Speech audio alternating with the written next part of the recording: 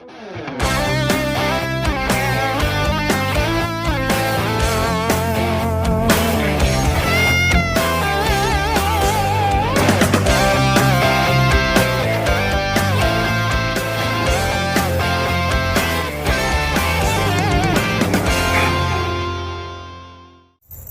up everyone, welcome back to my channel. I hope everyone is doing good.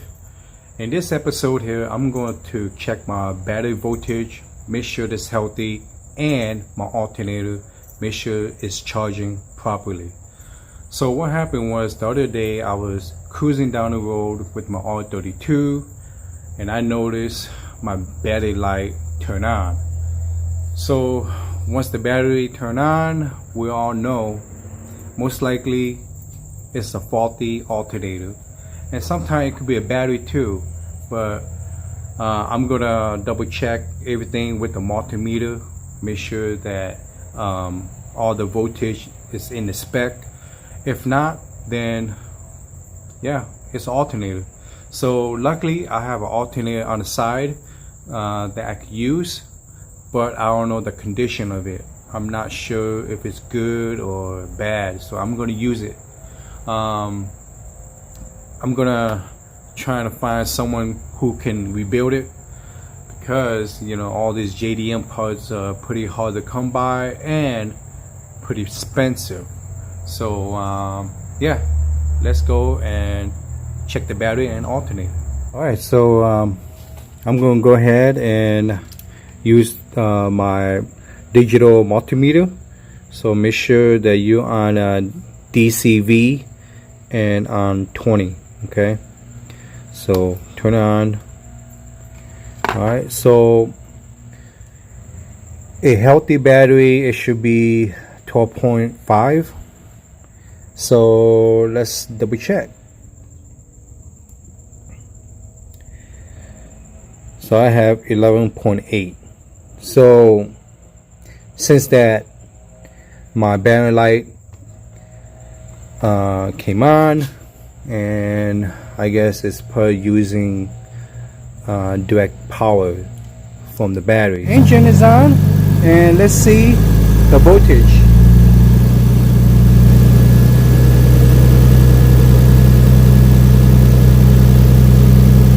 .4. I guess the alternator is not charging, because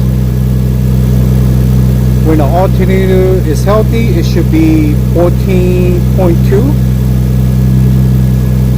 So anything is lower than 13 volt, alternator is not charging. Here's the spare alternator that I have. Hopefully it works. Let's get started. First thing you want to do is disconnect the negative terminal. Alright, so once you get that taken care of, then the alternator is located right there, and then with the belt. So it should be pretty simple. And so I'm gonna have to remove the intercooler piping, get that thing away. The next thing is loosen up the bolt that is attached to the adjusting bracket. So that bolt right there is size 12 millimeter. So let's go ahead and loosen it up.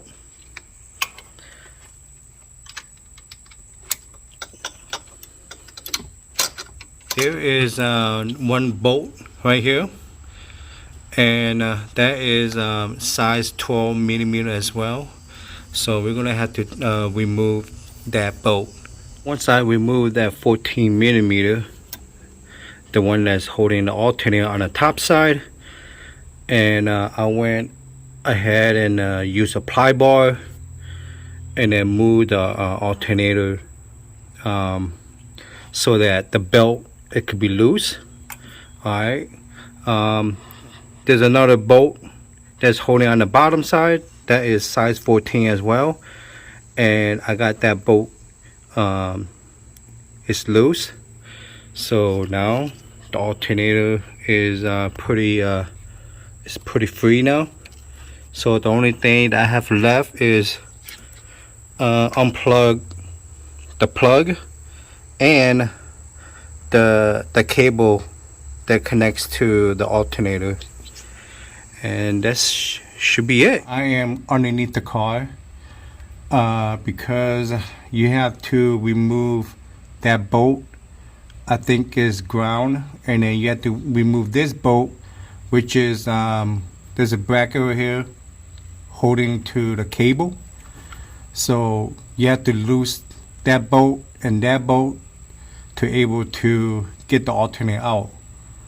Alright, and that nut right there is a 10 millimeter, and that is connect to the cable to the battery. So once you get that done, then the alternator should be free. I got the alternator out and it wasn't that hard, and my best route was removing from the bottom. And so as long that you remove your connectors and cables and the tube bolt and your belt, and yeah, it's just pretty straightforward. And so here is the spare alternator that I have, and I did a comparison.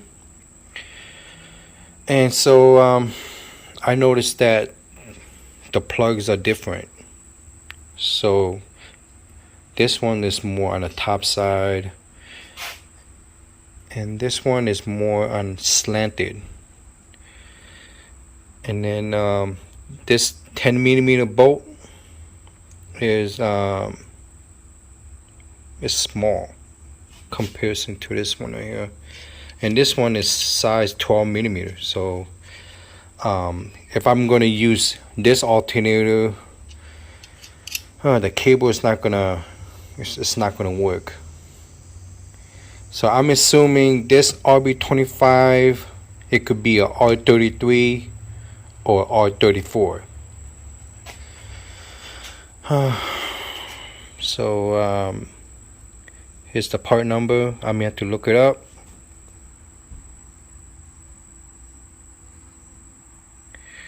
So yep, it's going to be another downtime. This is the next day now. I had to special order an alternator from O'Reilly because they don't have it in stock. So this alternator here is for 8994 Nissan 240 SX, and here's the brand, and that's the part number. So if you look up that part number, it would say this one is from an RB20. So the RB20 alternator, you could use a 8994 240 SX alternator. I noticed that this part right here is thicker, and the bottom side is skinnier. And the one that came with the engine, both of them are skinnier. So I don't know. So that is something that, you know, I'm concerned. I checked the pulley, the length, and they are exact length. So I'm good with that. I noticed that for the cable is on the top side, and the old one is on the bottom side. For the connector, it looked exact the same, so I'm assuming it will fit. So I'm not too worried, but I'm just worried about installing it. So the only way to find out, I got the alternator just holding onto the bolt, and so I noticed that the bracket, I had to do some cutting, all right, and I had to drill another hole. the reason why I did this is because that the 240 alternator is much shorter than the RB20. I don't know why, but yeah, I decided to use this alternator and do whatever I can to make it work. So my solution is to cut my bracket. That way I can slant it, the bracket down more, and then you have to do another hole. You have to drill another hole so that it can bolt onto the water pump housing. Alright, so before the bracket was kind of upward. Now since I trim the excess metal on the bottom, now I can have more slanting down, just because the alternator is much shorter. It's about like an inch shorter than the RB20. So at this point, I'm gonna install the bracket and hopefully that everything works out. Got the alternator on. The belt doesn't have that much tension. I can able to twist it all the way to the middle. So I did a comparison to the others. Not too bad. This bolt right here that holding the top side, you can't use the old one, so you have to go buy a longer bolt so that it can go through to the adjuster. And I just got a bolt and a nut, and so got that taken care of. So what's left is just plug everything and start the car. Okay, I hope you guys can hear me. The engine is running. I'm gonna check the battery since I replaced the alternator, and it should be 14.2 volt.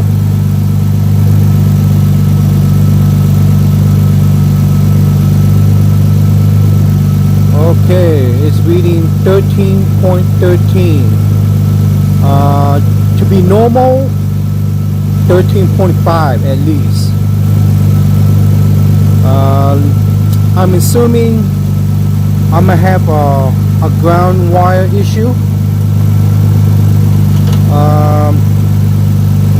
Let me turn off the engine here. Like I was saying, I might have a ground wire issue somewhere, so I'm gonna have to look up the wire diagram for this model and engine. I'm sure it's not too hard. I'll just focus on the alternator and work my way out.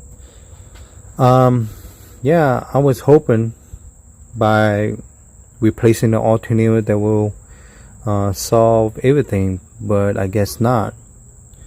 I was hoping to have 14.2 volt, but hey, at least it's 13.13 is better than the old alternator that was reading 11 point something. So it's better than nothing, but still it's not good enough in my book. I want to be at least 13.5 volt to 14.2 just to be normal. So I was thinking that upgrading the positive and the negative cable to be thicker, since this car is 30 years old, so the cable is much smaller. So once I do the big 3 upgrade kit, the cables could be much thicker, and they are the size like what you see for stereo system, so it could be really thick. And what that does is to improve the charger system from the battery to the alternator, so it will give a better current flow. So I'm not going to do that in this video, so I'm gonna do that on the next video, so just watch out for that. So I'm gonna end this video right here. There's not much I can do now, but at least the alternator is installed, and that's good enough for me for now.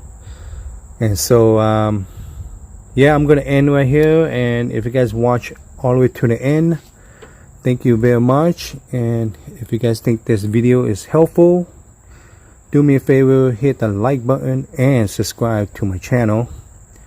That will help me a lot. And so, yep, thanks for watching, guys. See ya.